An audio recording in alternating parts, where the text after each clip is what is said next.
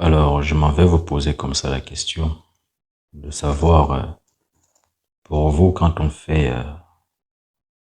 des rituels, est-ce qu'il y a nécessité de faire des offrandes ou encore de recourir aux offrandes quand on fait des rituels? Vous pouvez donc me répondre dans l'espace commentaire afin que je puisse prendre connaissance des avis des uns et des autres. Alors, Grec, reposez votre question en fin de thématique et je vous expliquerai la raison pour laquelle, parce que comme vous le dites, vous avez constaté que les rituels de protection pouvaient ralentir ou bloquer certains domaines. Effectivement.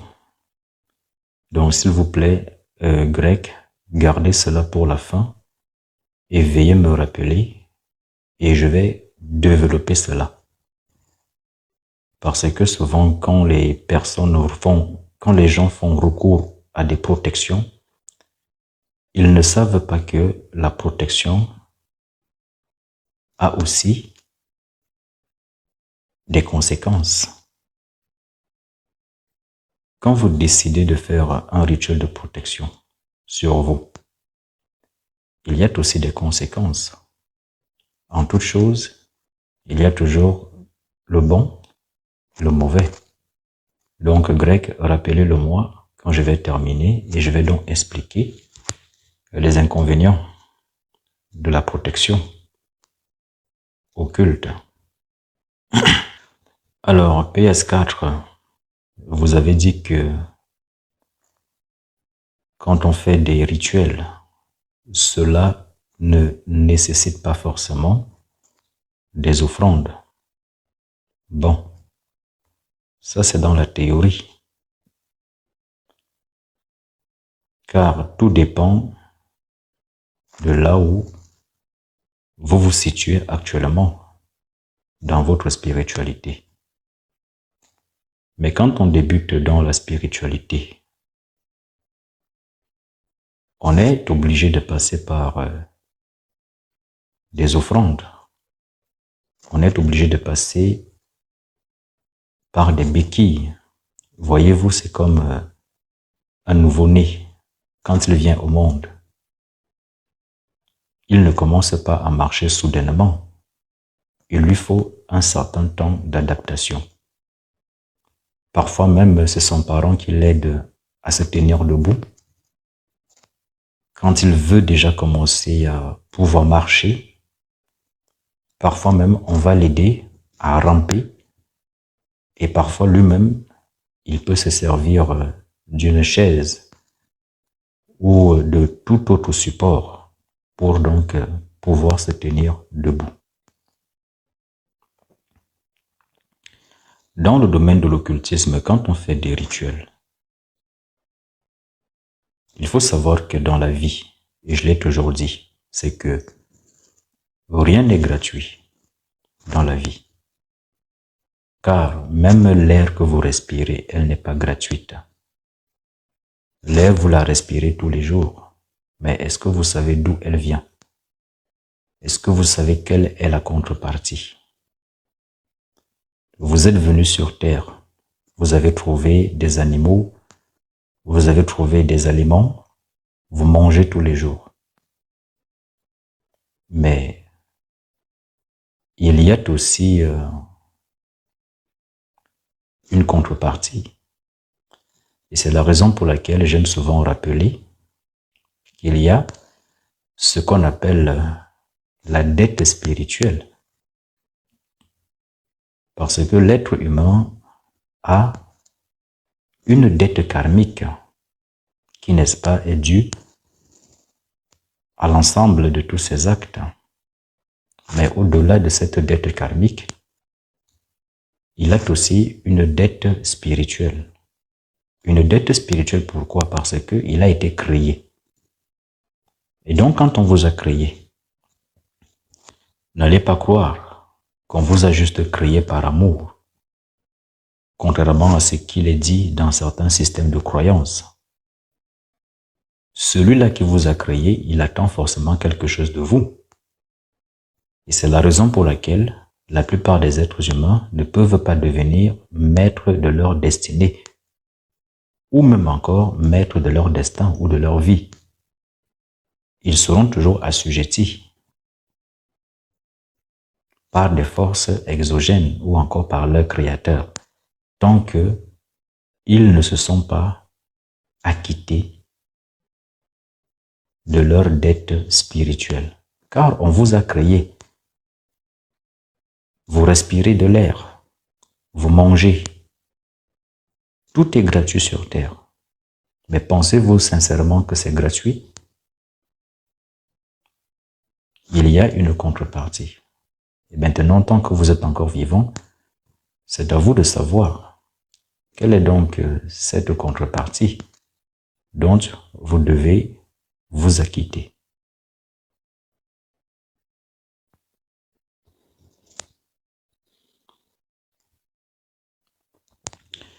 Ce qu'il faut savoir en termes d'offrandes, parce que quand on parle des offrandes, c'est assez général, parce que dans les offrandes, on retrouve également des sacrifices. Dans les offrandes, on retrouve également des sacrifices. Et pour faire terre à terre, l'offrande n'est rien d'autre qu'un présent que vous allez présenter à une force que vous avez invoquée en vue donc de solliciter son aide pour la résolution d'une quelconque problématique au sein de votre vie que vous lui aurez exposée. Maintenant, dans les offrandes, nous notons donc qu'il y a des sacrifices. Et le sacrifice, c'est ce présent que vous donnez à l'entité, que vous invoquez ou à la force ou à l'énergie que vous allez convoquer. C'est ainsi donc que, d'une part, on constatera qu'il y a des offrandes ou alors des sacrifices qui sont purement naturels, c'est-à-dire qui ne sont pas sanglants. S'il vous plaît, on tapote. Eh bien, je vous disais donc tantôt qu'on avait donc deux types d'offrandes, ou alors deux types de sacrifices. Vous avez donc les sacrifices qui, n'est-ce pas, ne nécessitent pas forcément à ce que l'on verse de l'hémoglobine. Vous aurez compris que je parle ici de simples sacrifices. Alors, ces sacrifices, ça peut être des bananes, ça peut être de la patate douce, ou encore des bougies, des encens, et bien d'autres encore. Et au-delà de ces sacrifices, ou de ces offrandes, vous avez également des offrandes donc qui nécessitent à ce que on fasse donc recours à ce que vous connaissez déjà, tel que le sacrifice des animaux. Beaucoup d'entre vous savent déjà qu'il existe ce type de pratique où l'on va donc donner en offrande des animaux. Et ça va même encore jusqu'au-delà, c'est-à-dire que il n'y a pas que des animaux que l'on sacrifie. Si vous êtes attentif, vous savez très bien là où je veux en venir. Mais comme nous sommes sur TikTok, je ne peux donc me permettre de prononcer ce terme. Maintenant, la question qu'on va donc se poser, c'est de savoir pourquoi est-ce que l'on va faire des offrandes. On va faire simplement des offrandes parce que Dans la vie, rien n'est gratuit. Rien n'est gratuit. Donc, dès lors où vous invoquez une force pour qu'elle puisse venir accomplir à votre place ce qu'il vous appartient d'accomplir, la force n'a que faire de vos remerciements. Elle s'en moque totalement. C'est chez vous, les êtres humains, que le merci est considéré comme étant une récompense. Mais vous savez très bien que merci ou je vous remercie ne paye en aucun cas le loyer de qui que ce soit. Il s'agit juste là d'une simple formule de politesse. Parce que on aura donc constaté que souvent ceux-là qui s'aventurent dans le domaine de la spiritualité, qui commencent à pratiquer des rituels, la plupart du temps ce sont des rêveurs. Et ils sont toujours en train de dire, il faut remercier la divinité, il faut remercier l'esprit, il faut être dans la bienveillance, il faut être en harmonie. Mais l'esprit ne se nourrit pas de tout ça. C'est la raison pour laquelle vous êtes encore au même niveau. Et pour d'autres même, ils ont même subi des malédictions en faisant des rituels où ils ont convoqué des esprits. Quand vous invoquez une entité, ou alors quand vous appelez une énergie, vous devez automatiquement avoir son offrande. Surtout quand vous invoquez cette entité pour qu'elle vienne résoudre un problème. Que ce soit un mort, que ce soit un ange, un démon, une divinité, vous devez avoir l'offrande de l'entité. Et c'est la raison pour laquelle j'ai donc envie de dire ceci. Que tous ceux qui lisent dans des livres et qui disent que bon, il faut offrir des encens, il faut offrir des bougies ou des minéraux, mais tout ça c'est de la théorie. C'est un mensonge. Rien n'est vrai. Pourquoi? Parce que tout dépend de l'entité, de chaque entité. Les entités ne se nourrissent pas toutes de la même façon, c'est-à-dire que les entités n'ont pas toutes les mêmes goûts. C'est comme vous dans le domaine matériel. Madame Corail Marcus, il me semble qu'il y a des aliments que vous allez peut-être aimer et d'autres que vous allez détester. Si je ne me trompe pas. Donc, il en est de même avec les entités. Parce que souvent, vous avez ces êtres humains qui se lèvent d'un grand matin. Ils n'ont suivi aucun parcours initiatique. Ils n'ont suivi aucun parcours initiatique, c'est-à-dire que ils ne se sont jamais fait initier auprès d'un véritable maître. Ils ne sont même pas allés dans une école initiatique ou même encore dans un coven afin de recevoir l'initiation. Du coup, ceci parce que ils ont appris dans des livres, ils commencent à appliquer ce qu'il y a dans des livres et parfois même ces livres sont bourrés de beaucoup d'erreurs parce que souvent ceux qui les écrivent eux-mêmes aussi n'ont pas reçu l'initiation. Eux-mêmes, ils sont allés apprendre dans des livres et parfois auprès de ces personnes-là qui donc se sont auto-initiés. Mais ce que vous devez savoir, c'est que les goûts évoluent également. Aujourd'hui, on peut vous dire que oui, quand vous invoquez telle entité, voici ce qu'elle aime. C'est comme si nous prenons peut-être, les entités des eaux. De façon générale, on va vous dire que les entités des eaux aiment les parfums. Mais alors, dans les entités des eaux, il existe une myriade des entités des eaux. Elles sont infinies. Mais ce ne sont pas toutes qui aiment des parfums. Ce ne sont pas toutes les entités des eaux qui aiment les parfums. D'autres aiment justement ces offrandes-là que vous connaissez déjà. Parce que comme nous sommes sur TikTok, je n'ai pas envie d'insister avec ce terme-là. Donc, ce ne sont pas toutes les entités des eaux qui vont aimer les parfums. Et il faut également savoir que les goûts évoluent. Aujourd'hui, Madame Corail Marcus, elle peut peut-être aimer l'orange.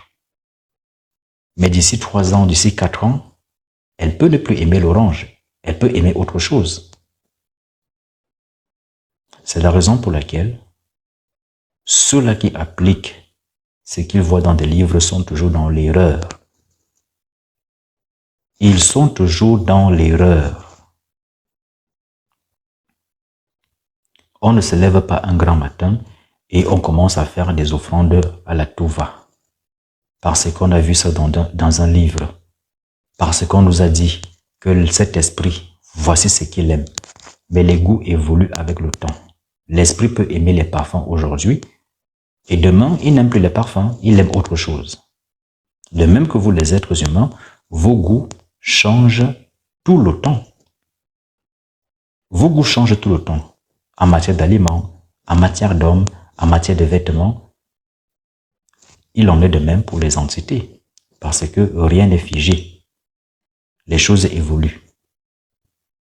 C'est la raison pour laquelle il est très important donc de se faire initier et surtout de développer d'abord des facultés, ces facultés internes, telles que la clairvoyance, la clairaudience, parce que quand vous avez la clairvoyance, vous pouvez donc voir les entités, du moins celles-là qui correspondent à votre niveau d'élévation spirituelle. Vous pouvez également les entendre. Et donc, avant de faire un rituel, avec des offrandes, si donc vous voulez invoquer une entité, peut-être pour devenir riche ou pour avoir de l'argent, il faut déjà d'abord contacter l'entité sur le plan spirituel, contactez-la de façon télépathique ou par clairaudience, ou alors faites un rituel qui permet donc de convoquer l'entité. Que vous puissiez donc discuter avec l'entité et qu'elle vous révèle elle-même ce qu'elle veut. Ne pensez pas que c'est une personne qui va vous révéler ce que l'entité veut. Non. C'est l'entité qui va vous révéler ce qu'elle veut. Et ce qu'elle va vous révéler, ce n'est pas forcément la même chose qu'elle va aller révéler à Blessing Queen. Parce qu'il faut savoir que la demande que Madame Corail Marcus va donc émettre auprès de cette entité se diffère de la demande de Blessing Queen. De fait, l'entité ne peut donc pas se permettre d'accepter les mêmes offrandes. Et vous allez comprendre plus loin le pourquoi. Donc tout dépend de la demande. Parce qu'une personne qui va aller demander à une entité des eaux la richesse, peut-être il veut générer 1 million d'euros par mois. Cette personne, sur le plan des offrandes, sa contrainte sera supérieure par rapport à celle-là qui va donc aller solliciter la même entité pour demander des ouvertures sur le plan financier de sorte que elle puisse réussir à gagner sa vie honnêtement à partir de son travail, même si c'est qu'elle gagne 2 000 euros, 3 000 euros tous les mois. Vous aurez donc compris que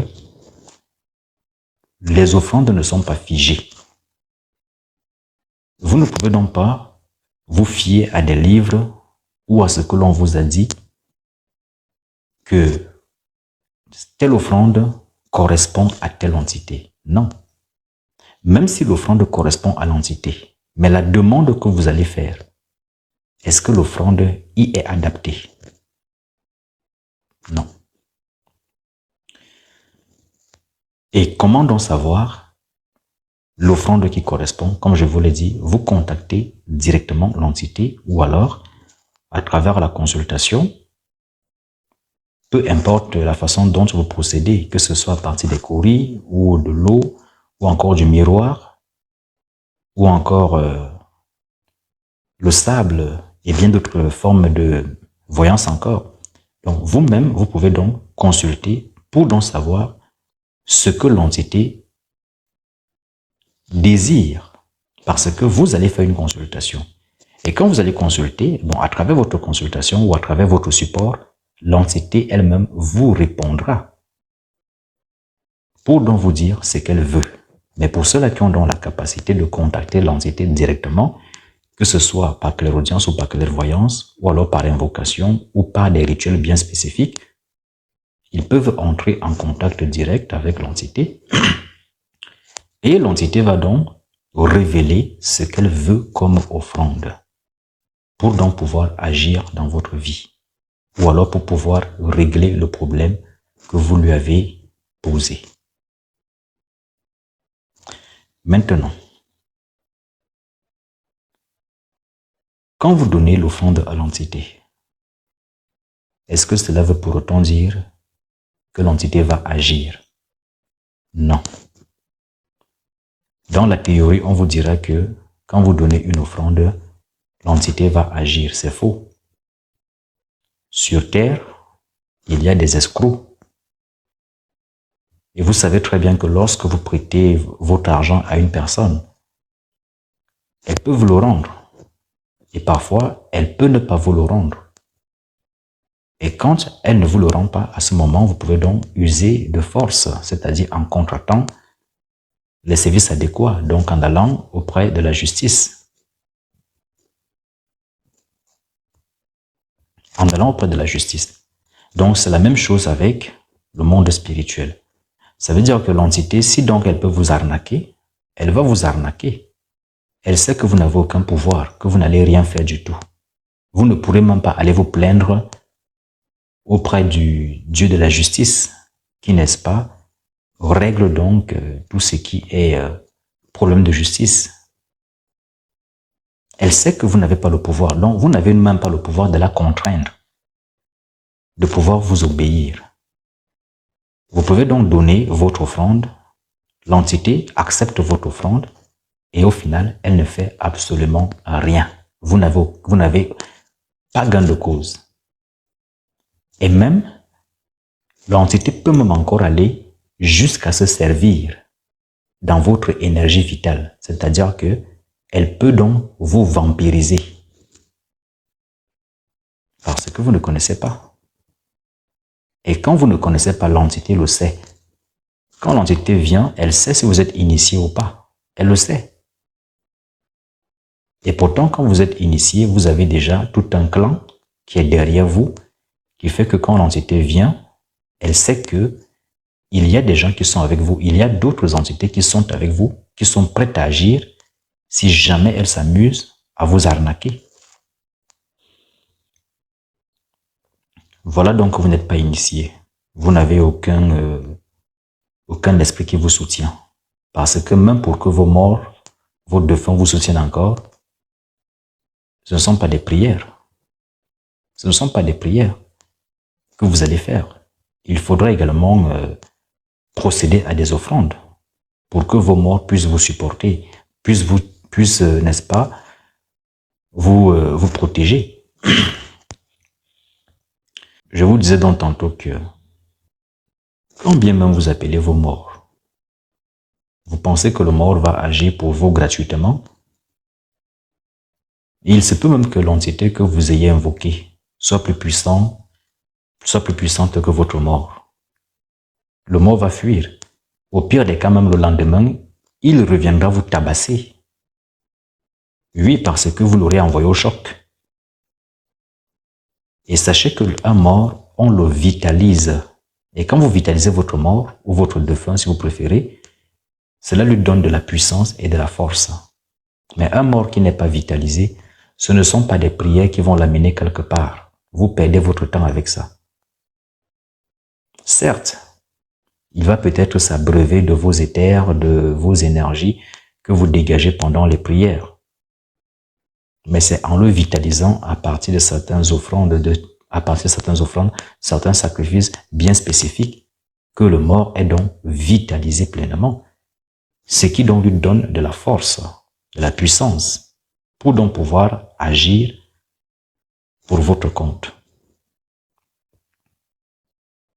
Vous aurez donc compris que ce n'est pas parce que vous donnez une offrande que cela voudrait forcément dire que votre rituel va fonctionner, que cela voudrait forcément dire que l'entité va agir. Non. Parfois, l'entité se contente de prendre vos offrandes et elle ne fait absolument rien du tout. Ce que vous devez également savoir est que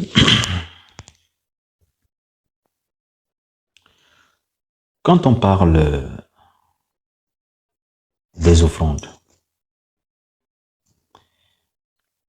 il faut savoir que il y a des offrandes qui ne sont pas acceptées. Oui, parce que vous aurez constaté que dans le monde actuel, il y en a beaucoup qui font des rituels chez eux. Ils essayent de monter un hôtel. Mais ce sont, entre guillemets, des conneries. Vous ne pouvez pas monter un hôtel chez vous si donc vous n'êtes pas initié. Ce que vous avez fait chez vous, vous avez installé des bougies, vous avez installé des minéraux. Ce n'est pas ça un hôtel. Vous mentez.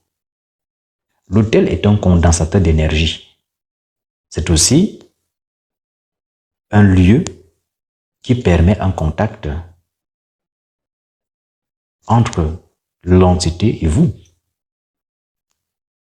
Et sachez que l'hôtel, quand on bâtit un hôtel, ce n'est pas vous qui allez vous lever un grand matin et de dire, vous allez faire un hôtel Wiccan, vous allez faire un hôtel sataniste. Ce sont des mensonges.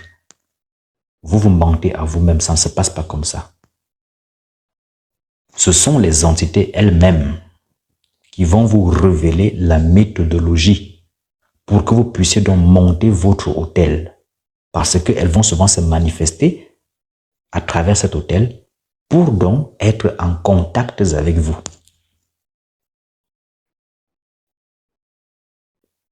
Si donc il s'agit d'un hôtel sataniste, vous devez prendre contact avec les forces sataniques pour qu'elles vous révèlent la méthodologie pour que vous puissiez donc bâtir un hôtel. Ici, je parle d'un véritable hôtel. De même que ce soit un hôtel Wiccan ou encore un hôtel vaudou. Encore que tout dépend. À qui est-ce que vous allez dédier l'hôtel? Parce que quand on va dans le luciférisme, il y a beaucoup d'entités. Mais à qui dédiez-vous votre hôtel? D'autres disent qu'ils invoquent les esprits. Ils invoquent tel Dieu. Mais qui vous dit même que c'est ce Dieu-là qui vient?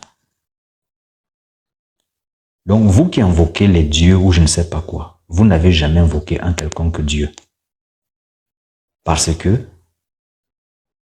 soyez un peu réaliste.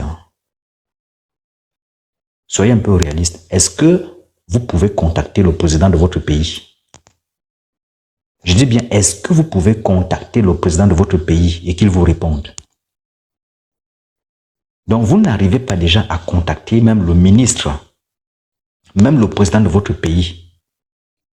Et c'est un Dieu que vous allez pouvoir aller contacter jusqu'à ce que vous dormez paisiblement et vous dites que vous avez contacté une divinité. Vous avez adressé votre prière.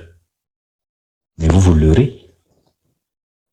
Si donc tel était le cas, pourquoi vous êtes toujours pauvre? Pourquoi votre vie n'avance pas? Pourquoi vous êtes dépressif? Pourquoi vous avez les mêmes problèmes? Quand bien même on sait que la divinité, elle est omnipotente. Et le simple fait d'être en contact avec la divinité, même si c'est sur le plan spirituel qu'elle ne vous apparaît pas, cela change automatiquement votre vie. Cela change automatiquement votre vie.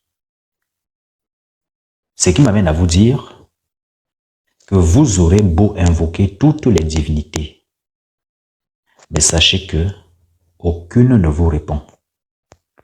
Tout ce qui vous répond là, ce sont les défunts ou encore les entités errantes qui se nourrissent des énergies des êtres humains et de ces sacrifices, soit d'animaux, soit, bon, vous savez déjà de quoi je parle.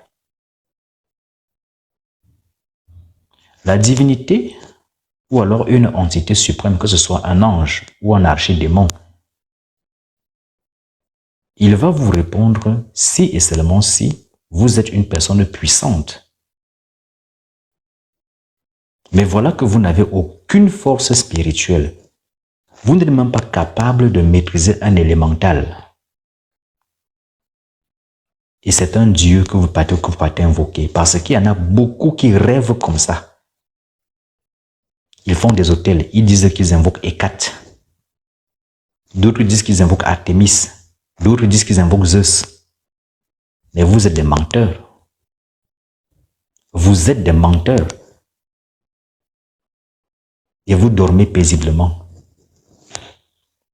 En disant que vous avez invoqué Hécate, vous avez invoqué Artémis, vous avez invoqué Zeus, vous avez invoqué Jupiter, vous travaillez avec des planètes. Mais quelles planètes?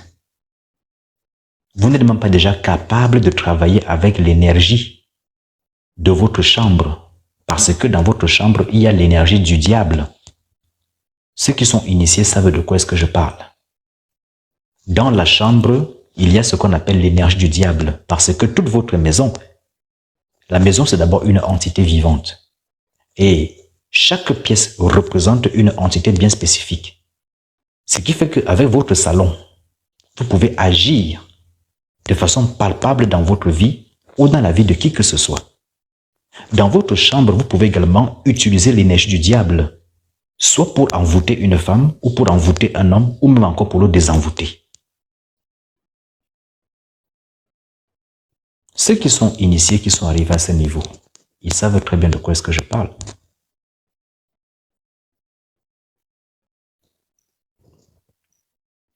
Donc vous êtes incapable de maîtriser déjà les énergies environnantes.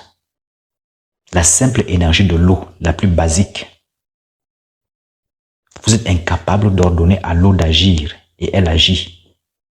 Et c'est la divinité Hécate que d'autres disent qu'ils invoquent. D'autres même encore sont allés plus loin en disant qu'ils invoquent Lilith. Lilith ne vous a jamais répondu. Souvent, ceux qui viennent là, ce sont ces filles. Parce qu'il y a aussi celles-là qu'on appelle les filles de Lilith. Et elles se manifestent même très rarement. Donc, généralement, ce sont les défunts ou les esprits errants qui sont là. Quand vous faites vos prières, vos invocations, vos rituels, entre guillemets, c'est eux qui viennent. Et vous pensez que c'est la divinité. Donc, vous pensez sincèrement que une grande divinité viendra voir un misérable humain comme vous. Soyez un peu réaliste. Vous allez dire, ah non, c'est amour. Ça, c'est ce qu'on vous a enseigné. Que c'est l'amour, l'amour, l'amour. Mais qui vous dit que toutes les divinités sont amoureuses ou sont amour? Qui vous l'a dit? Parce que vous êtes incapable de pouvoir vous maîtriser. Vous êtes bombardé des émotions en permanence. Et vous pensez que les esprits raisonnent comme vous, qu'ils pensent comme vous, qu'ils aiment comme vous. Sachez que les divinités sont assentimentales. Ce sont des forces agissantes. La même divinité, elle peut faire le bien. La même divinité, elle peut faire le mal. Mais vous êtes là, oui, l'amour, elle est amour. Mais qui vous a menti qu'une divinité est amour?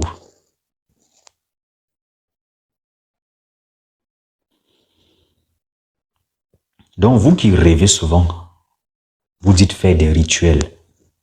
Vous invoquez Hécate, vous invoquez Zeus, vous invoquez Belzébuth. Vous êtes des menteurs. N'importe qui ne se lève pas un grand matin pour aller invoquer Hécate, pour aller invoquer Belzébuth. Ça ne marche pas comme ça. Ça ne marche pas comme ça. Donc la spiritualité, c'est d'abord une question de niveau et de puissance. On peut même vous donner un rituel extrêmement puissant. Mais si donc vous n'avez pas le niveau requis pour cela, vous l'aurez beau l'appliquer, vous aurez beau l'appliquer, il ne marchera pas. On peut vous donner l'incantation pour la téléportation. Vous allez réciter, rien ne va se passer. Parce que vous n'avez pas atteint ce niveau spirituel. Donc, pour faire simple et pour clôturer cette parenthèse, soyez un peu réaliste. Vous n'arrivez pas déjà à pouvoir vous approcher du président de votre pays ou même d'un ministre. Et c'est une divinité que vous dites que vous invoquez dans vos quatre coins de chambre. Soyez un peu réaliste. Ne voyez-vous pas que vous êtes ridicule? Parce que si donc il est vrai que vous invoquez réellement des divinités, que vous donnez des offrandes et que ça marchait, pourquoi depuis ce temps vous êtes toujours pauvre? Vous n'arrivez pas à avancer dans votre vie. Rien ne marche. Vous avez les mêmes maladies. Vous avez les mêmes problèmes. On vous trompe à gauche et à droite. Vous êtes une femme. Votre mari vous trompe. Et pourtant, vous invoquez les divinités. Donc, vous avez été incapable de fidéliser votre mari avec cette divinité-là. Vous allez me dire que non, ce n'est pas naturel. Rien n'est naturel. Pourquoi? Parce que pour que quelque chose se produise, il faut qu'il y ait une action. Il faut qu'il y ait une action. Pour que vous soyez là, il a fallu qu'on vous crée. Et pour que vous soyez manifesté dans ce monde, il a fallu qu'un homme aille baiser avec une femme. Ou alors qu'on prenne la sémence d'un homme et qu'on introduise dans le vagin d'une femme. Pour que vous puissiez être là. Donc vous qui rêvez toujours en train de dire « Ah non, c'est naturel, c'est naturel ». Donc vous invoquez les divinités, tous les dieux que vous voulez.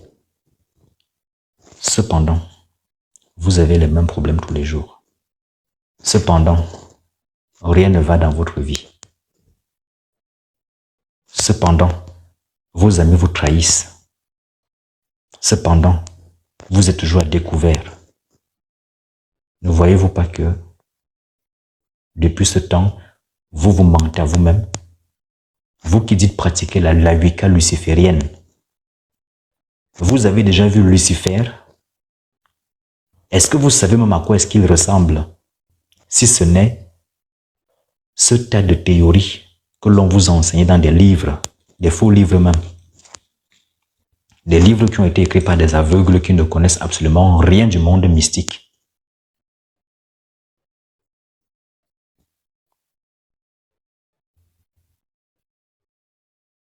Vous aurez donc compris que on ne se lève pas d'un grand matin pour aller invoquer une divinité.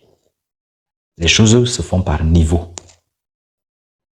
Donc vous aurez beau faire tous vos rituels en vous illusionnant, en vous consolant, que vous êtes en train d'invoquer une divinité, mais c'est faux. Ce sont vos défunts. Peut-être ce sont votre grand-père, votre grande-mère qui se manifestent, qui essaie un peu de vous apporter du soutien et vous pensez que non. C'est la divinité qui vous a répondu. Vous les êtres humains, vous êtes tellement méchants que les divinités et les anges vous fuient. C'est ce que vous ne savez pas. Vous êtes méchants, très méchants. Vous le savez pertinemment, mais vous allez toujours essayer d'accuser les autres en disant « Oh non, ils sont mauvais ». Vous pensez qu'en accusant les autres, vous êtes mieux que eux? Vous-même, vous faites les mêmes bêtises. C'est vous qui insultez. C'est vous qui êtes impoli. C'est vous qui êtes têtu. C'est vous qui faites du commérage. C'est vous qui êtes prête à aller voler le mari d'autrui par envoûtement. Vous, en tant qu'homme, vous êtes déjà marié. C'est vous qui partez tromper votre femme. Vous êtes même encore prêt à aller envoûter d'autres femmes. Et vous dites que vous êtes bon. Et vous voulez que les divinités s'approchent de vous. Mais soyez un peu réaliste.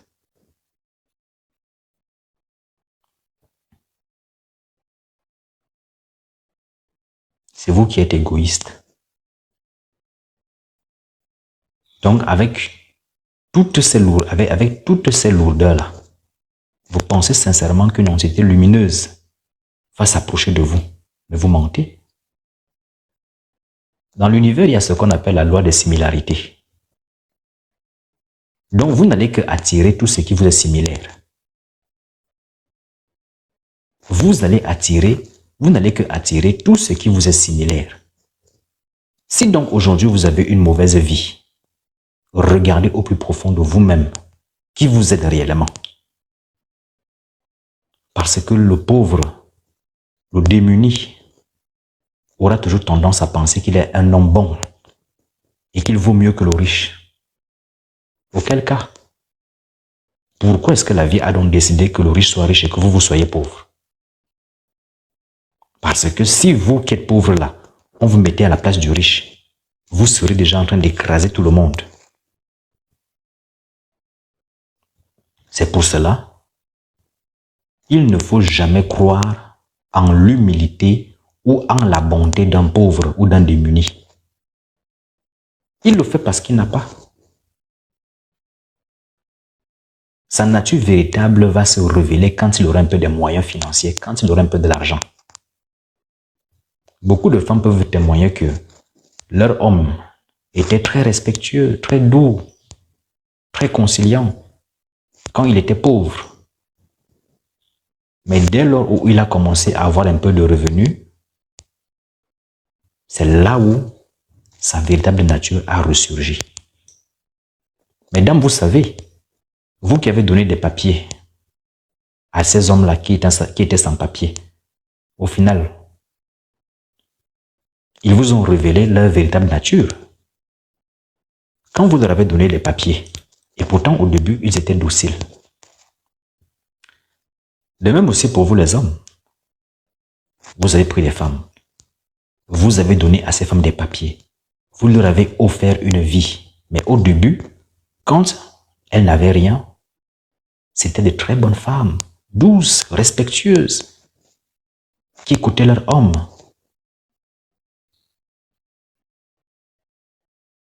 Mais depuis qu'elles ont commencé à voir de la lumière, est-ce qu'elles vous écoutent encore? D'autres même vous ont traîné dans des tribunaux, vous estorquant tous vos biens, tout ce que vous avez bâti tout au long de votre vie. Que pour le moment, le live, il est accessible au public. Et comme je l'ai toujours dit, je ne suis pas là pour rechercher la masse. Car je préfère 2 ou 3 personnes qui sont des personnes sérieuses. Et non pas des vautours. Parce que vous savez ce que c'est qu'un vautour. C'est celui-là qui veut uniquement toujours grignoter gratuitement sans rien faire. Merci Blessing Queen, merci Nano la Féline pour les cadeaux. Et effectivement, ce sont toujours les mêmes qui tapotent, qui envoient toujours des cadeaux. Vous autres qui êtes dans ce live, on se pose la question de savoir qu'est-ce que vous faites alors. Vous ne tapotez pas, vous ne partagez pas, vous n'envoyez pas de cadeaux. Mais qu'est-ce que vous faites ici? Il y a beaucoup de lives sur TikTok. Pourquoi vous restez ici? Pourquoi vous restez ici? Vous n'envoyez pas de cadeaux. Vous ne tapotez pas. Parce que ce sont les mêmes à chaque fois qui partagent, qui tapotent, qui partagent, qui tapotent.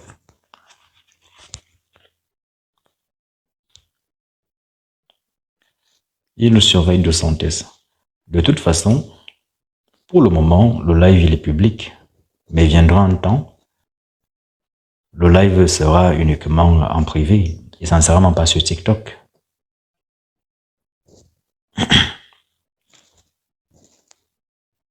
Ça ne sera pas sur TikTok. C'est-à-dire que ces personnes que je connais déjà, telles que Angelina, Céjeanne, Madame Kouraï Marcus, Kelly, Nanou la Féline, Greg, Dos Santés, Flore l'Aquarium, Blessing Queen, toutes ces personnes que je connais déjà, c'est avec elles que je vais souvent faire des lives en privé. Et ça ne sera pas sur TikTok.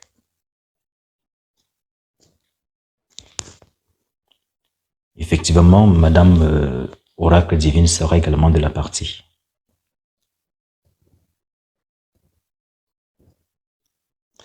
Et vous savez, Oracle Divine, il y a des abonnés qui, n'est-ce pas, ont déjà dit qu'à chaque fois, même pendant que je fais le live, il y a toujours ces charlatans qui se permettent de les contacter en privé pendant que je fais le live. D'où je m'étais permis de dire, mais Vous allez contacter les clients, vous allez contacter les personnes en privé. Si donc vous avez vraiment la puissance, si vous avez le pouvoir, si vous connaissez, pourquoi est-ce que vous n'allez pas ouvrir votre caméra, vous l'activez?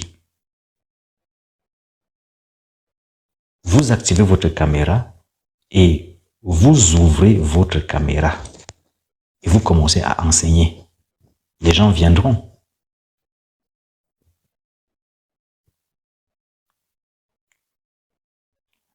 Oracle divine, ce sont des charlatans la plupart du temps et ces apprentis marabouts.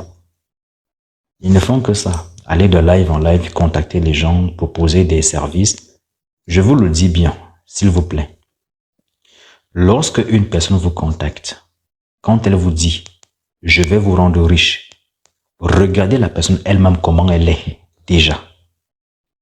Parce que quelqu'un ne peut pas dire « il va vous rendre riche » et vous voyez comment lui-même il est laid. Il est tellement laid que sur son visage, on ressent beaucoup de souffrance. Il y a beaucoup de souffrance sur son visage. Vous sentez que le gars, il a faim. Tout ce qu'il veut, c'est peut-être vos petits 2 euros.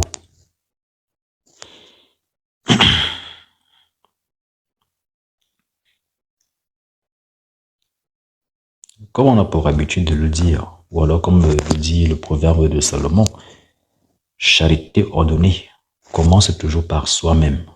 Quand vous avez un pouvoir, appliquez-le déjà pour vous-même. Quand vous êtes vrai, vous n'avez pas besoin de courir après un client. Je suis la preuve vivante. Je ne cours vers qui que ce soit. Je dis bien, je ne cours vers qui que ce soit. Vous me contactez, tant mieux. Vous ne me contactez pas, je m'en fous. Je m'en fous parce que je sais que j'ai la possibilité de générer de l'argent. J'ai cette capacité de générer de l'argent.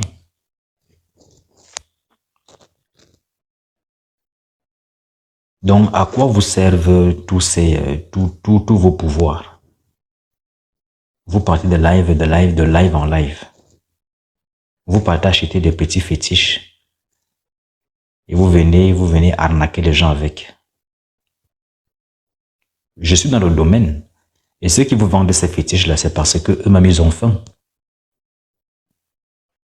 Eux-mêmes, ils ont faim. Parce que quand vous venez chez moi, si je constate que vous êtes un escroc, un feignant, je ne vais jamais vous vendre un fétiche. Merci PS4. Si je constate que vous êtes un faux, un escroc, je ne vais jamais vous vendre un fétiche. Parce que je sais que ce que vous allez vouloir faire, c'est aller arnaquer les femmes. C'est comme ça que vous procédez. Vous partez acheter des pouvoirs chez ceux-là qui ont déjà faim. Ils vous vendent des pouvoirs, le charme, la séduction. Et ensuite, vous contactez une femme qui est un peu riche là, ou bien qui a un peu des moyens, sur Facebook ou sur TikTok. Dès qu'elle vous répond un peu, on l'a déjà capté.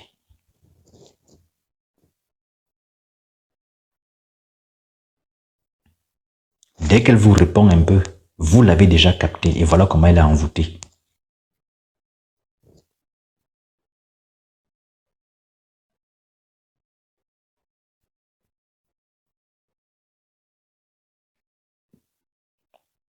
Si vous avez le malheur de tomber sur l'un ou l'une de mes protégés, c'est plutôt vous qui allez être envoûté. C'est plutôt vous qui allez être envoûté. Et vous aurez maximum 72 heures pour venir demander pardon. Auquel cas, ceux qui ont compris ont compris.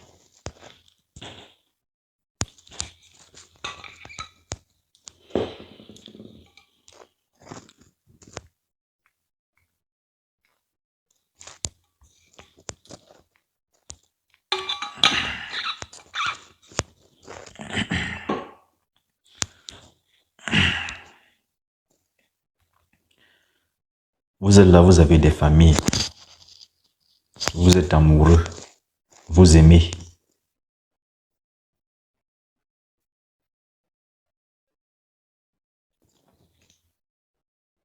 Vous avez des familles, vous aimez.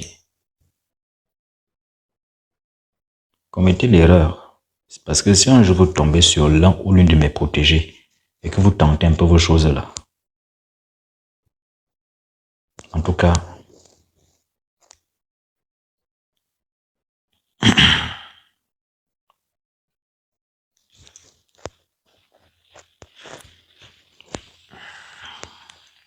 bien. Pour donc poursuivre la thématique, vous aurez donc compris qu'on ne se lève pas un grand matin pour invoquer des entités et donner des offrandes. Donc tout ceux-là qui invoquent des entités, qui donnent des offrandes sans pour autant être initiés, c'est une erreur. Et la plupart du temps, ces personnes s'attirent souvent des malédictions. Parce que, comme j'ai pris un exemple tout à l'heure, déjà sur le plan physique, il vous sera difficile de pouvoir donc contacter, que ce soit votre président, donc le président de votre pays, ou encore un quelconque ministre. Parce que il faut quand même avoir une certaine autorité. Vous comprenez que si vous êtes quand même ministre, vous avez un peu de chance de vous rapprocher auprès du président. Donc, il en est de même avec la divinité. Donc, vous qui dites invoquer les dieux ou les déesses, vous vous mentez à vous-même. Ce que vous invoquez, ce sont les morts. Vous travaillez généralement avec les défunts de votre famille, comme le font ces marabouts-là. Ils travaillent avec leurs morts.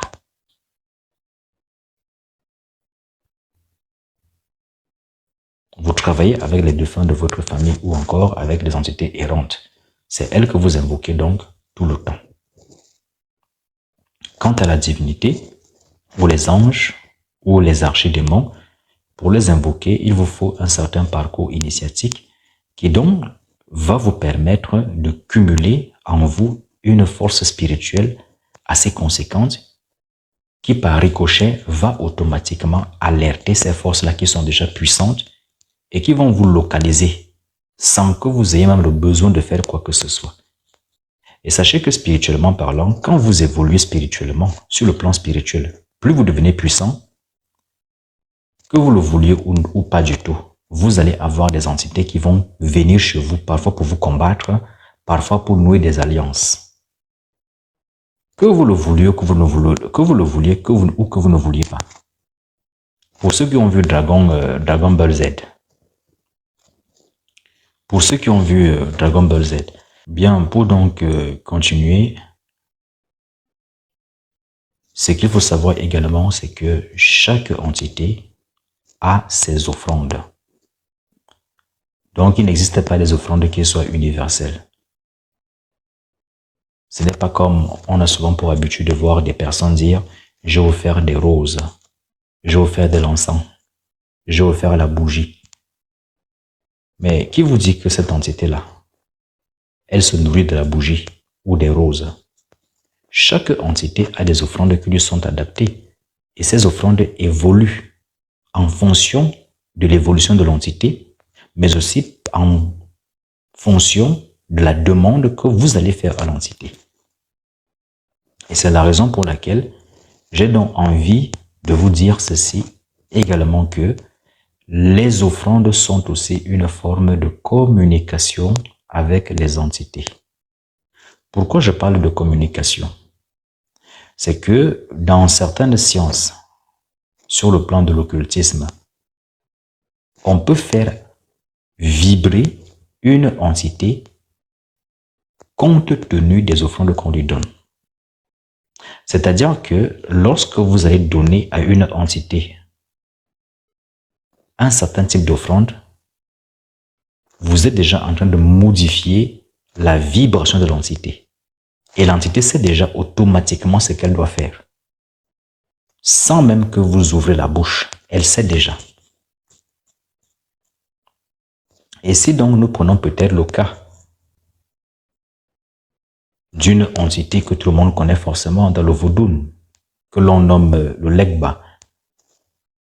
Le legba, on peut lui faire plusieurs offrandes, le legba. On peut lui faire plusieurs offrandes, mais tout dépend de ce que vous voulez. Donc, ces offrandes seront donc fonction de votre demande. Vous pouvez lui donner du tabac, parce que le legba prend du tabac. Le legba prend également de l'huile rouge avec de la farine de maïs. Et sur le plan sacrificiel, le legba prend également des animaux. Ça, il faut le dire. Mais alors, tout dépend de votre demande. Tout dépend de votre demande.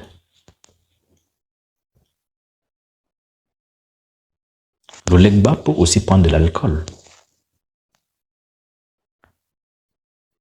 Mais certains, ceux-là qui ont appris dans des livres, ils vous diront que lorsque vous donnez l'alcool à un vaudoune, c'est pour qu'il devienne méchant. Mais qui vous a menti? Qui vous a menti comme ça? Il y a des vaudounes qui prennent également du mercure. Mais est-ce que vous savez le pourquoi est-ce qu'on donne le mercure? À quel moment on donne le mercure? À quel moment on donne de l'alcool? À quel moment on donne de l'or? Donc tout dépend des travaux.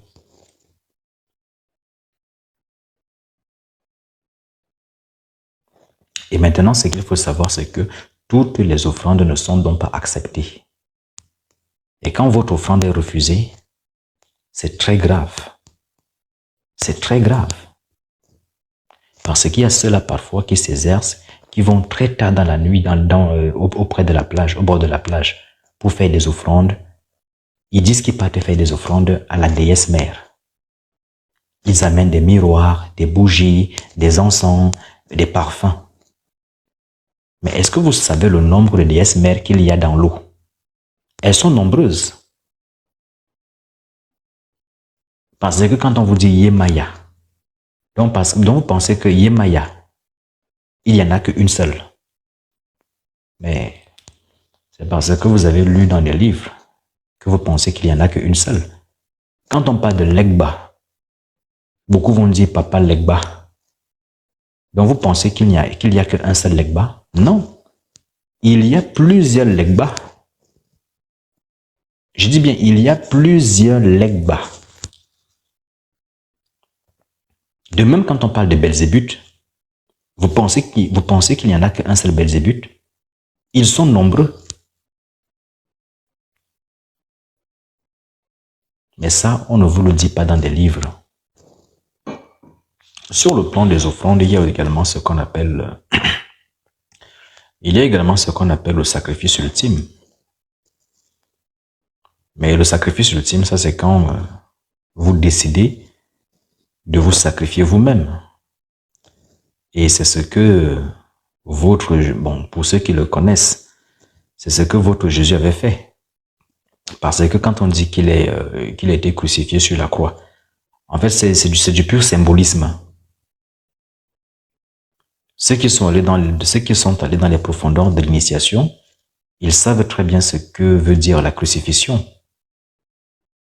Quand on crucifie un initié, c'est du pur symbolisme. Souvent, c'est pour faire un don de soi. C'est-à-dire, lui-même, l'initié, il se donne en offrande. Je n'ai pas dit que il s'en va de ce monde. J'ai bien dit, il se donne en offrande. Donc, il y a aussi ce type d'offrande-là où l'initié lui-même peut se donner en offrande.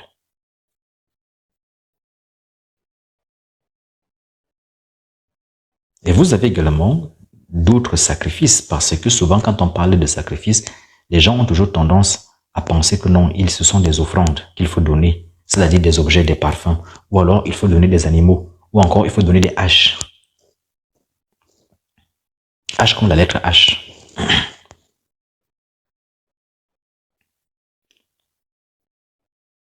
Quand on parle de sacrifice, Ça peut être même sur le plan alimentaire. Ça peut être sur le plan alimentaire. Vous pouvez sacrifier un chat. Oui, vous pouvez sacrifier un chat. Mais, écoutez-moi bien. Quand je parle de sacrifier un chat, je n'ai pas dit que vous allez ôter la vie au chat. Ce n'est pas ce que je dis. Donc, ouvrez bien grand vos oreilles. Quand on parle de sacrifier un chat, ici nous rentrons donc dans le domaine du totémisme. Ça veut donc dire que quand vous décidez de sacrifier un chat, ça veut dire qu'à ce moment-là, le chat devient automatiquement votre totem. Et plus jamais, vous ne devrez manger de chat. Parce que, je le dis parce que, bon, en Afrique, on mange les chats. Chaque culture est différente. Mais ceux qui sont africains ici peuvent témoigner qu'en Afrique, on mange des chats.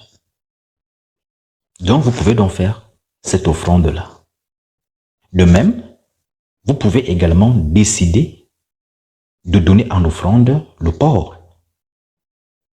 Et si vous donnez en offrande le porc, plus jamais vous ne mangerez le porc. Vous aurez donc comme interdit le porc. C'est-à-dire que plus jamais vous ne mangerez le porc.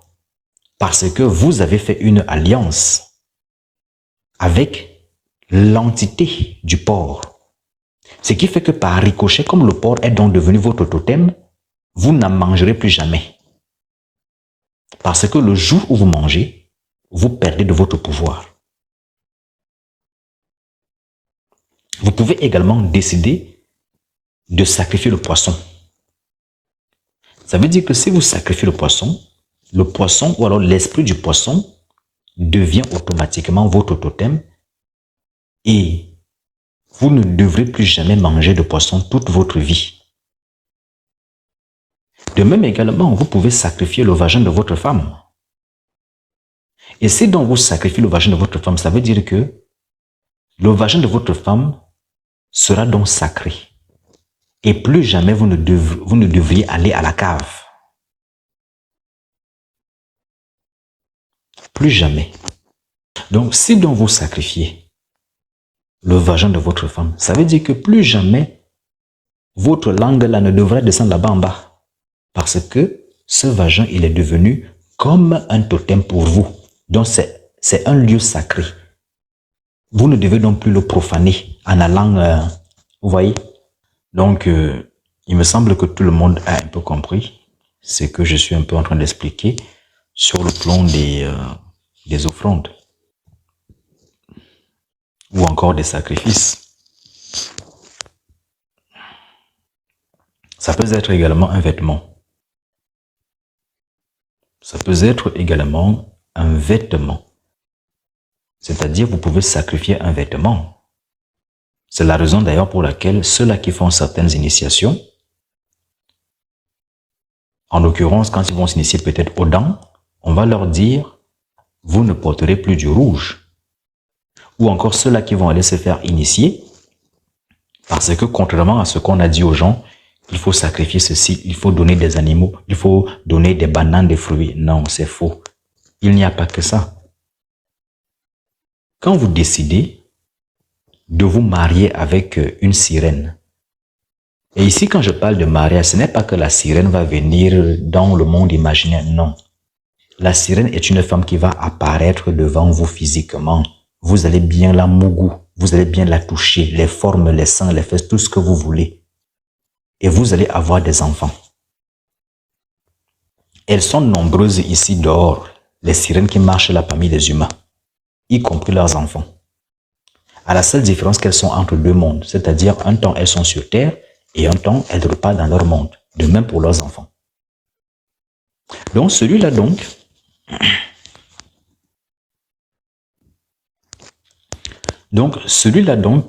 qui se marie avec la sirène, peut-être pour avoir de l'argent, pour avoir les dons de voyance, ou pour prospérer sur le plan artistique.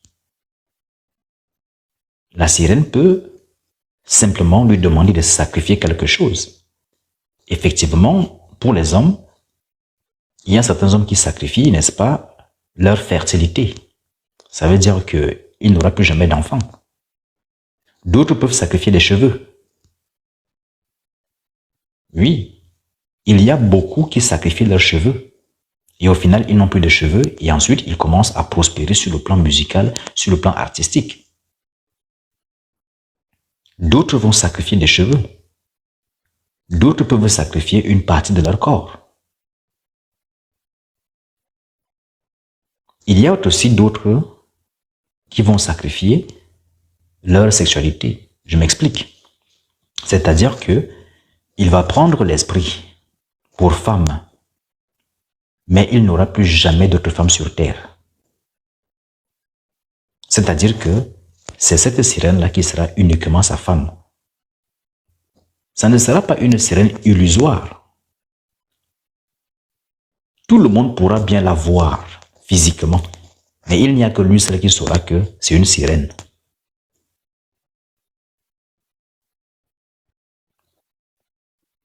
Ou alors, il peut aussi y avoir un accord que la personne en question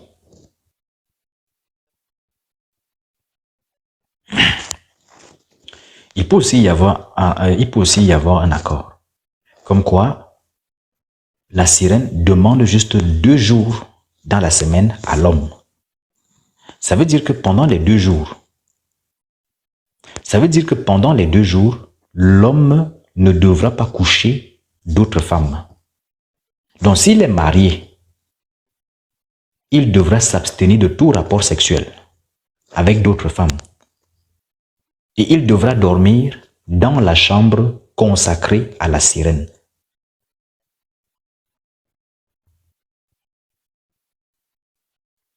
Ce qui voudrait donc dire que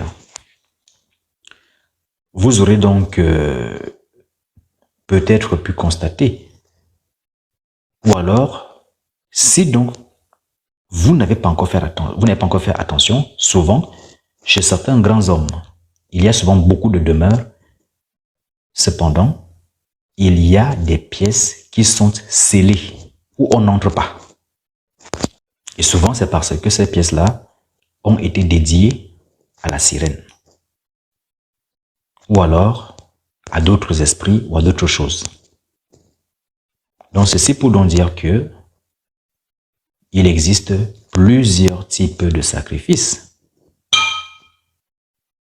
Vous pouvez aussi sacrifier le poulet, ce qui fait que toute votre vie, vous ne mangez plus de coq. Ou de poule ou de poulet, bon, vous avez compris ce que je veux dire. Donc, ce qui fait que pendant que d'autres seront là, en train de manger la bonne viande de poule, vous allez devoir saliver. Vous ne pourrez pas manger parce que vous avez sacrifié ça.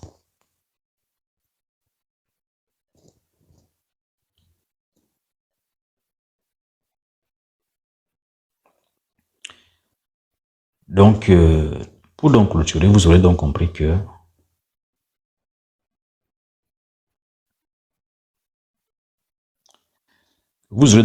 qu'au final, il existe plusieurs types de sacrifices bien au-delà de tout ce que l'on vous a enseigné.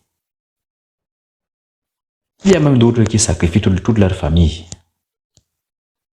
C'est-à-dire que lui ne pense qu'à lui. Il va conclure un pacte avec une entité. Il va donner toute sa famille en offrande. Et généralement, dans ces familles-là, on va donc retrouver ces femmes-là qui ne se marient pas, qui ont du mal à trouver un homme. Ou ces hommes-là qui ont du mal à trouver une femme. Qui ont du mal à prospérer dans leur vie parce que toute la famille a été donnée en offrande. Toute la descendance.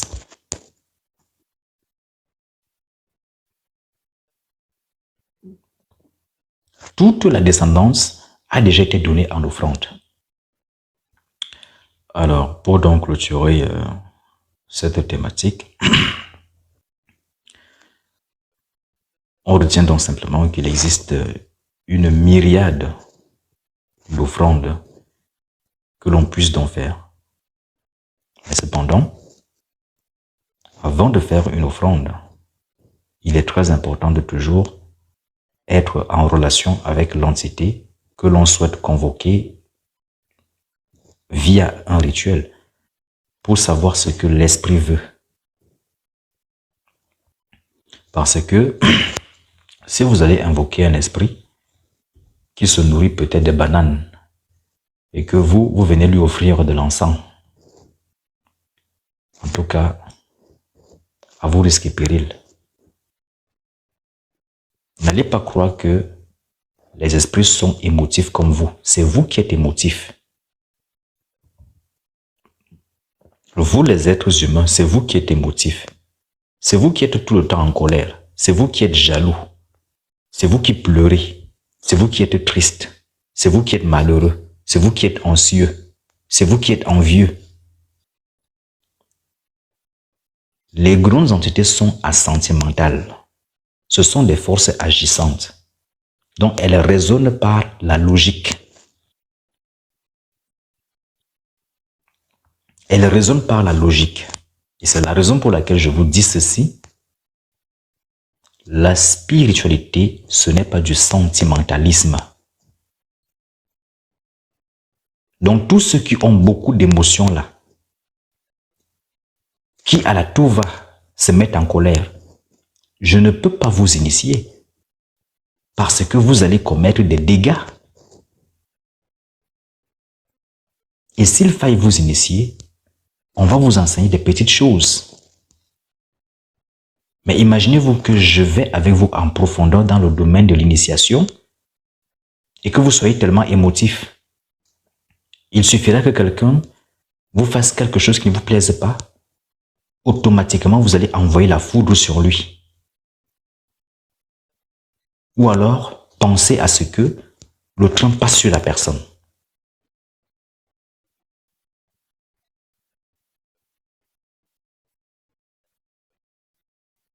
C'est pour cela que dans le domaine de l'initiation, on commence d'abord par la maîtrise émotionnelle jusqu'à ce qu'on supprime toutes vos émotions et que vous devenez totalement asentimental.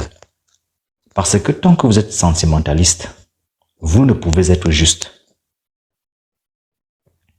Je dis, dans ce live, personne n'est juste parce que vous avez beaucoup de sentiments. Vous allez toujours préférer vos proches, votre père, votre mère, votre fille, votre enfant, en disant que oui, c'est mon enfant.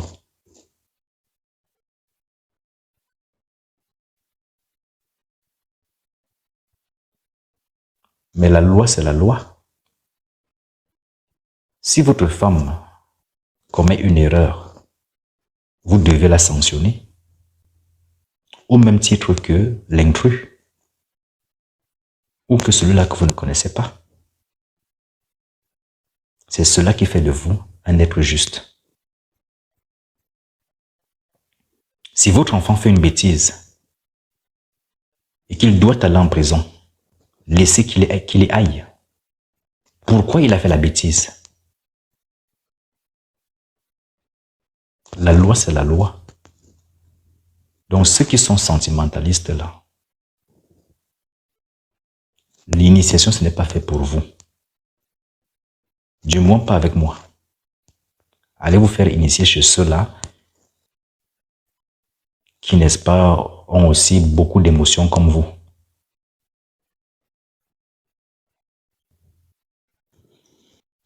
Même quand vous avez des dons de vision ou de voyance, si vous savez qu'aujourd'hui, à 14 heures, c'est le départ de votre enfant, vous ne faites rien. Vous le laissez partir. En disant simplement, bon, il a vécu une bonne vie. Paix sur lui. Ça peut être frustrant pour les uns des autres, ce que je vous dis. Mais sachez que il y a ce qu'on appelle un tribunal cosmique. Et tôt ou tard, vous allez devoir répondre de vos actes en tant qu'initié. On n'est pas dans du sentimentalisme, on est dans la logique et la loi.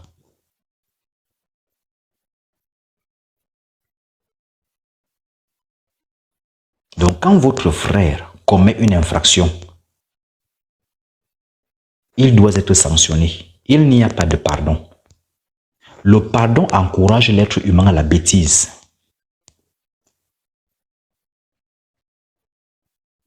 Je dis bien, le pardon encourage l'être humain à la bêtise. Donc, quand un être humain fait quelque chose qui n'est pas bien, vous le corrigez. Et ensuite, vous le pardonnez.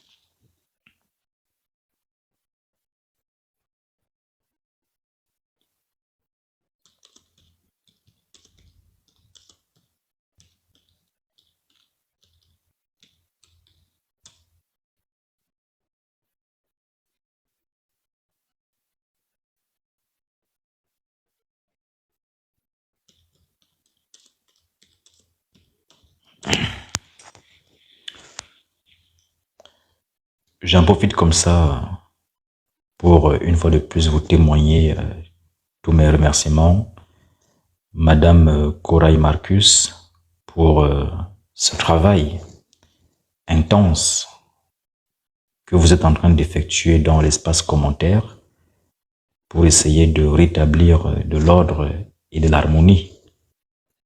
Vous-même, vous pouvez donc un peu témoigner la charge de travail à laquelle est donc confrontés les modérateurs. C'est aussi l'une des raisons pour laquelle nous avons d'ailleurs opté pour la souscription d'un abonnement, pour donc éviter à ce que dans l'espace commentaire, qu'il y ait des divagations ou encore qu'il y ait de la colère, parce que la colère ne mène nulle part, si ce n'est de consumer l'être humain. Encore que les êtres humains ne savent pas orienter leur colère, parce que quand vous vous énervez, quand vous vous mettez en colère, il faut savoir orienter cette énergie. Parce que c'est comme un missile. Parce que si vous ne l'orientez pas, elle se retourne contre vous. Elle reste stockée en vous. Et progressivement, elle va développer des maladies en vous, qui, n'est-ce pas, se manifesteront peut-être dans 20 ans, ou dans 30 ans, ou dans 40 ans. Vous savez, le goyavier, vous le mettez sous terre aujourd'hui, mais il produira peut-être dans 20 ans. Donc, vous aurez donc compris qu'il n'y a pas de pardon. Aujourd'hui, si l'humanité sombre, c'est parce qu'il y a beaucoup de pardon. Il y a beaucoup de pardon. Quand quelqu'un fait une bêtise, vous le sanctionnez d'abord et ensuite vous pardonnez. C'est comme ça que ça fonctionne. Vous-même là, si vous avez pris le temps de sanctionner vos enfants depuis leur bas âge, la plupart ne seraient pas devenus des voyous. Mais à cause de votre faiblesse de cœur, vous les femmes, vous les garçons, les hommes princesses là, vous qui étiez hommes avant et aujourd'hui vous êtes devenus des hommes princesses, soit disant que vous avez beaucoup souffert dans votre vie et vous ne voulez pas que votre enfant souffre. Alors, vous le laissez face au libertinage. Ils commencent à tout se permettre. Ils vous manquent de respect. D'autres vont même jusqu'à gifler leur mère. Mais c'est la faute de qui? C'est de votre faute.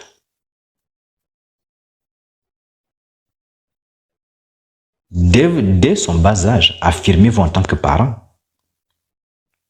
Mais vous avez peur de perdre votre enfant. Qu'il vous dise que, ok, bon, je m'en vais à la DAS. Ou alors je m'en vais. Non. Ce sont des manipulateurs. Vous devez éduquer votre enfant par rapport à sa réussite. C'est-à-dire que vous devez l'éduquer pour qu'il réussisse. De sorte que même si vous n'êtes pas là, qu'il soit capable de réussir, de prendre de bonnes décisions. Ce n'est pas en le gavant de beaucoup de cadeaux, des iPhone 13, iPhone 15. Vous l'amenez à paresser. Vous lui montrez que tout est facile dans la vie. C'est pour cela que même quand parfois vous n'avez pas, ils sont incapables de vous comprendre. D'autres femmes sont même obligées parfois de prendre ces hommes-là qui ont des visages comme des masques, juste pour que l'homme s'occupe de l'enfant. Parce qu'elle fait plaisir à l'enfant qui est capricieux.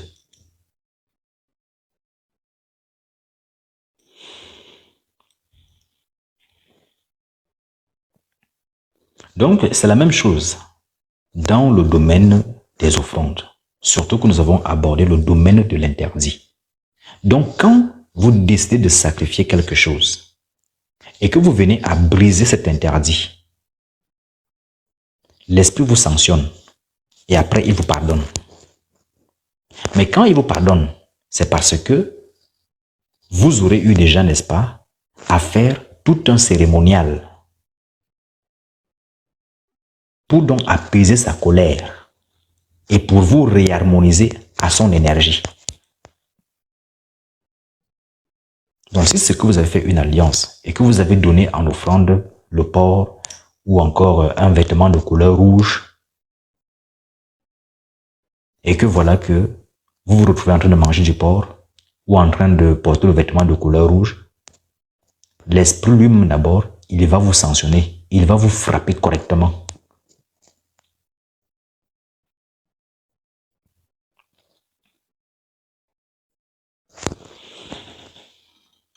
Et juste une dernière chose avant de vous laisser place aux questions. Ce que vous devez également savoir est que l'offrande, c'est aussi un moyen qui, n'est-ce pas, permet d'assujettir certaines entités. Parce que les entités évoluées, certes, elles peuvent rejeter vos offrandes. Mais cependant, quand une entité évoluée accepte votre offrande, elle est obligée de vous récompenser. Parce que c'est la loi. Sinon, elle vous est redevable. Or, les entités évoluées n'aiment pas être redevables.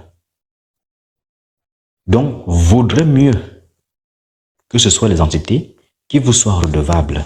Or, la plupart des êtres humains sont tellement redevables vis-à-vis du monde invisible. Parce que ceux-là qui invoquent leurs ancêtres en permanence sans jamais rien donner, ils ne font que cumuler des dettes comme ça là. Ils ne le savent pas.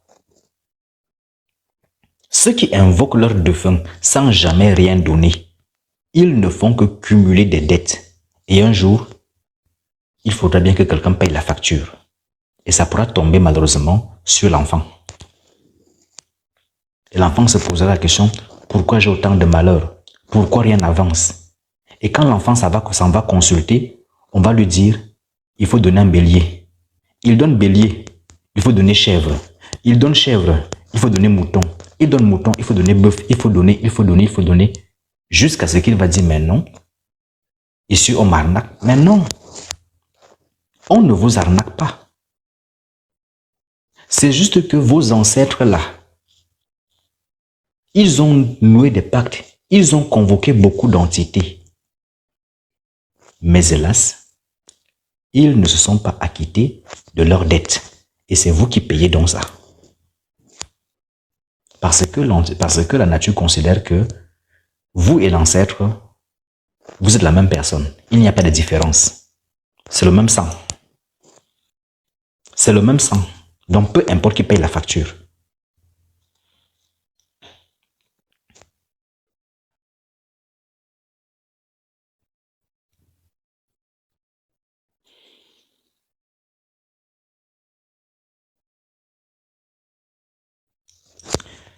Donc, tout à l'heure, Dos Santis, je pense que c'était, je sais pas si c'était Dos Santis ou alors PS4, qui disait qu'il n'y a pas nécessité de faire des offrandes. Sachez que quand vous faites des rituels sans offrande, c'est possible. Mais est-ce que vous savez ce que vous payez? Tous ceux qui font des rituels sans offrande, Ils payent avec leur énergie vitale. Tous ceux qui font des rituels sans donner quelque chose et qui ont des résultats, ils ne le savent pas, mais vous payez avec votre énergie vitale. Donc cela diminue votre nombre d'années de vie sur Terre. Parce qu'il faut savoir que plus l'énergie vitale diminue, et plus vous vous rapprochez de... Vous avez compris?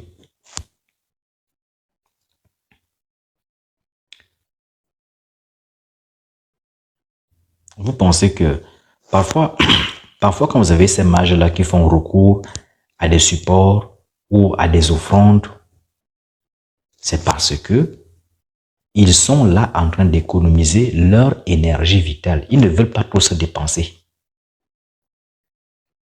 Il en est de même également pour la voyance. Certes, on peut pratiquer une voyance directe, mais cela demande beaucoup d'énergie. Et comme on n'a pas envie de dépenser beaucoup d'énergie, on peut donc passer par un intermédiaire, qui peut être un support ou alors un esprit. Parce qu'imaginez que si vous recevez 2000 personnes dans la journée, au final, c'est votre corps qu'on viendra ramasser. C'est votre corps qu'on viendra ramasser. Bien les amis, je vais m'arrêter là. Il est 2h03 et ceux qui ont des questions, je vous écoute. Oui, oracle divin et même le danger même avec la clairvoyance directe, c'est que vous ouvrez une brèche. Et le problème est que vous ne savez pas si la personne a des garde-fous. Parce que s'il y a des entités qui ont été placées là pour que celui qui essaye de voir soit aveuglé, c'est la raison pour laquelle parfois on envoie d'abord des éclaireurs